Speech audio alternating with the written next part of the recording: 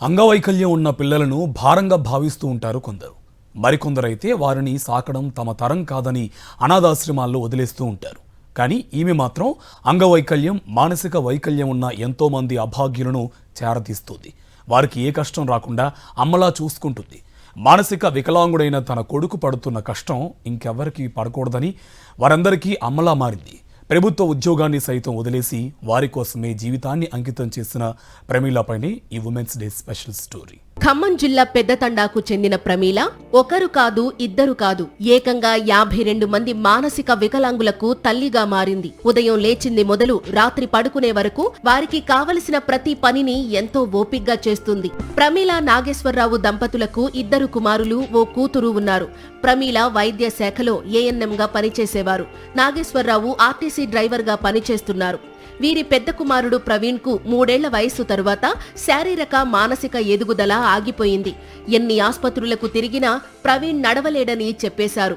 3 చక్రాల కుర్చీకే పరిమితమైన కొడుకుని చూసుకునేందుకు ప్రభుత్వ ఉద్యోగాన్ని వదిలేసింది ప్రమీల. తన కొడుకులాగే ఎంతో మంది చిన్నారులు ఉంటారని తెలుసుకున్న ప్రమీల వారికి అండగా ఉండేందుకు 2001లో పెద్ద తండాలో మెఫీ మానసిక వికలాంగుల కేంద్రాన్ని ఏర్పాటు చేశారు. ప్రారంభంలో 11 మందికి సేవలు అందించగా ప్రస్తుతం దాదాపు 52 మంది అభాగ్యులకు మెఫీ కేంద్రం ఆశాదీపంగా మారింది. మానసిక, శారీరక ఎదుగుదల లేని చిన్నారులు, యుక్త వయసు వారికి అన్నీ తానే సేవలు అందిస్తున్నారు ప్రమీల. వారందరికీ స్నానం చేయించడం, భోజనం తినిపించడం, ఆలనా పాలన చూస్తున్నారు. గవర్నమెంట్ జాబ్కి వెళ్తే నాకు అంత సంతోషం అనిపించలేదండి.